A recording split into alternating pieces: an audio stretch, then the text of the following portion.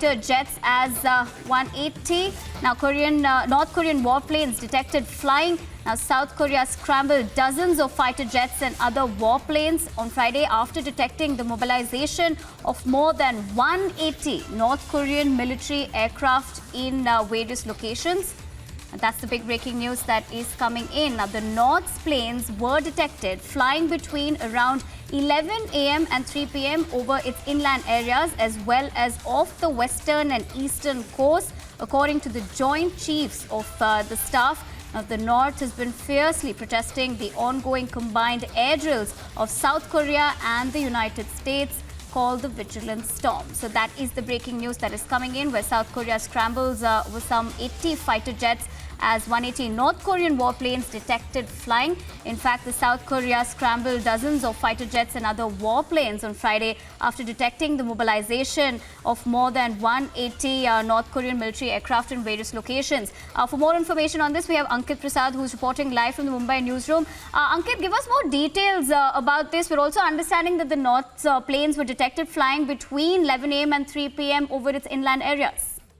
Absolutely. This is a breaking story of a escalation at the 38th parallel that separates South and North Korea. Now remember the context to this. The North has been conducting various missile tests, and the number of those missile tests has amped up sharply, almost 24 missile tests over 2 days, in response to which the US and South Korea conducted various drills along the North Korean border areas. Now the latest information is the South detected almost 180 warplanes of the North on various fronts along its inland territories. And in response to this, it has scrambled a number of its jets, and these include stealth jets, US-made fighter jets, as well as other airplanes. So currently, we can estimate that there are planes in the skies over the Korean peninsula between the two South and North Koreas. And this is also at a time when the South is dealing with a lot of tumult. We know, of course, that the North is a country that is led by a supreme dictator whose current status is always questionable. But at this point, because of the Halloween tragedy and also because of the sharp escalation in the tensions between the South and the North, South Korea is also in some amount of tumult at this moment. The US is also always around the area. The US can never be distant from any activity that involves North Korea, because the US has always generally been the ringleader that has tried to crack down on the North practicing any kind of missile tests, especially because it believes that the North, if it comes into access with a ICBM that can reach the US, would pose a significant risk. There is also a lot of chatter out there about whether or not the North has nuclear weapons. So at this point, because the US and the South Koreans have been practicing these drills in response to the North's missile tests, both sides have jets on the ground and in the air ready and mobilized. This is the latest information that's coming in, and this is from the South Korean news agencies as well.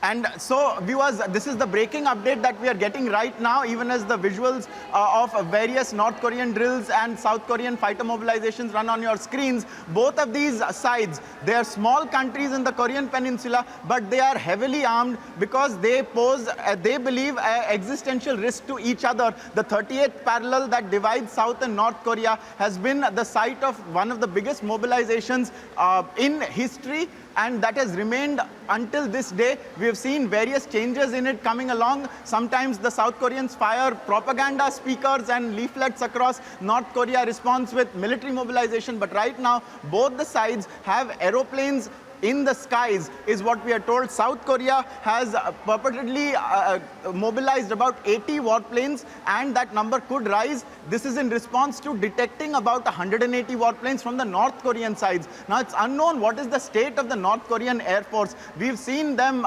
practice their missile defense drills. We've seen how they have a lot of definitely soldiers on the ground, but the state of their Air Force is as such unknown. The South Koreans not only have a inbuilt airplane industry, but they also have linkages with Americans. They fly American F-16 aircraft as well. So there are a number of aircrafts which are in the air at this moment from both sides.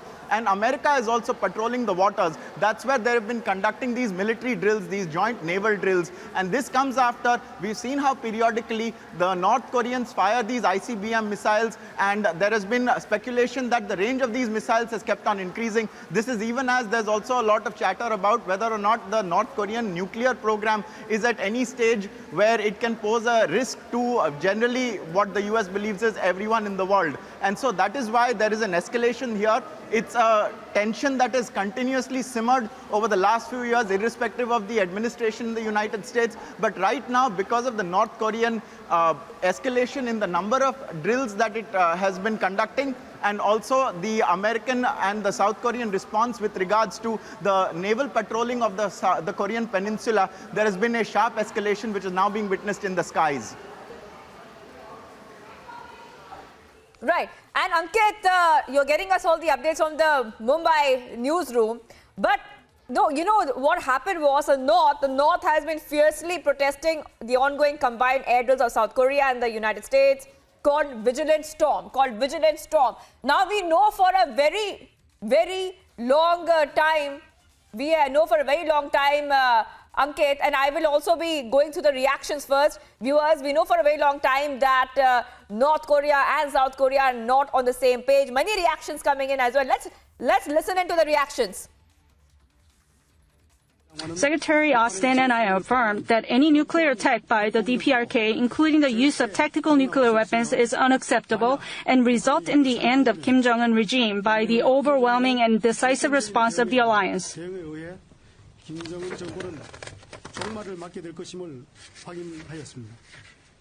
This is a strong warning against the DPRK.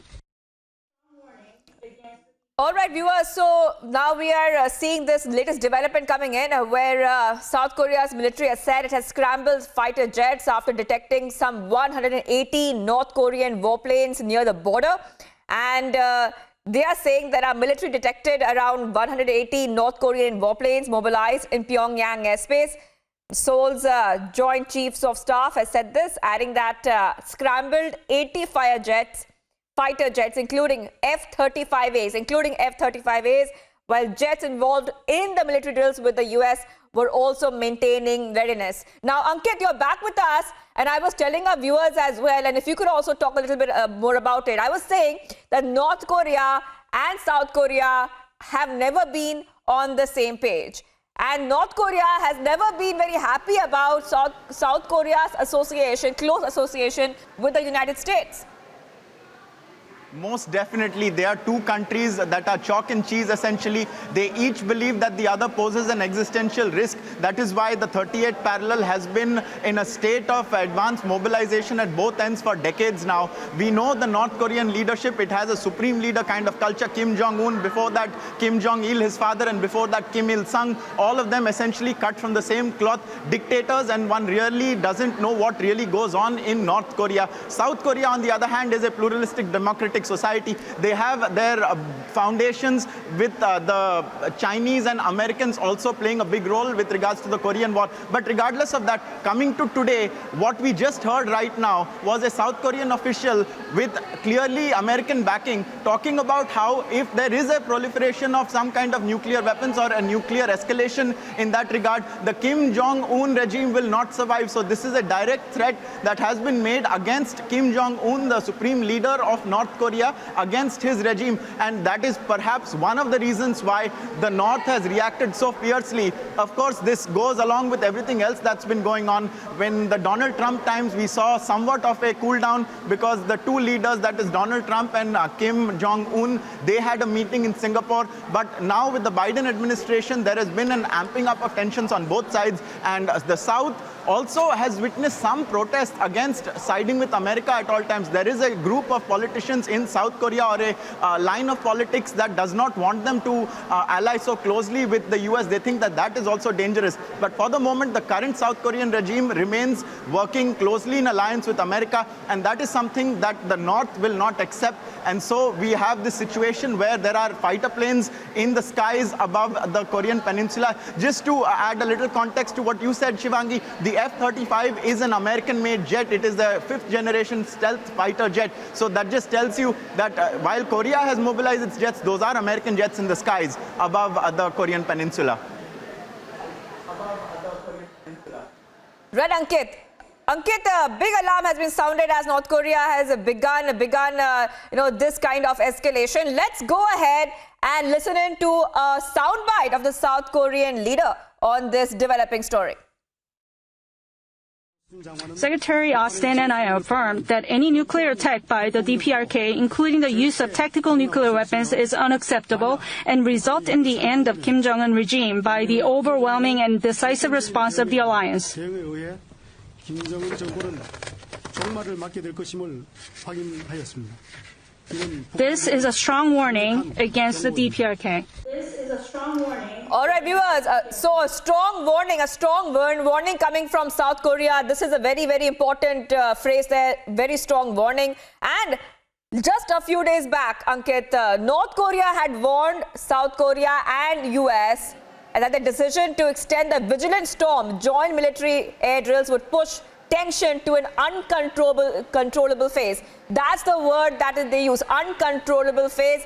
The North Korea keeps making these kind of, they keep giving warnings again and again. This time they gave a warning, but right now it seems as if they are taking that threat very, very seriously. And they do see a threat from South Korea's military drills with the US.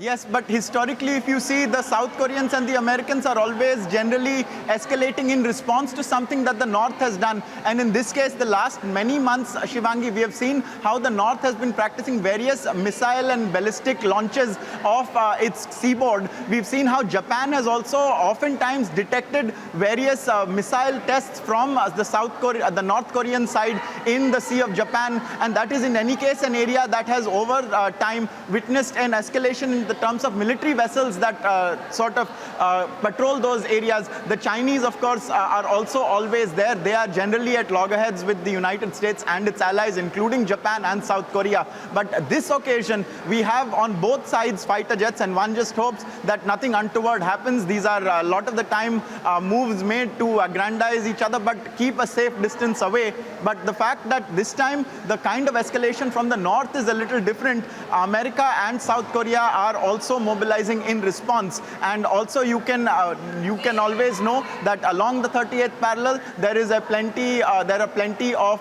troops also always generally stationed there, and they will also have picked up on their level of alertness.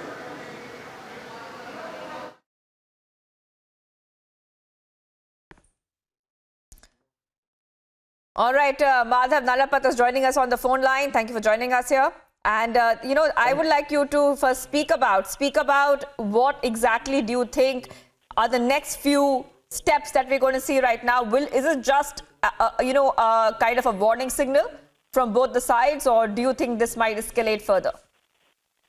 Well, I'm glad Republic is highlighting this for the simple reason that wars are caused by a misunderstanding of the other side, sometimes by both sides.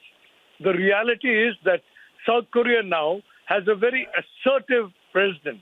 The previous president was very accommodative towards North Korea. The current president thinks that the North Korean regime is going to collapse at any moment and the Kim family will vanish into history.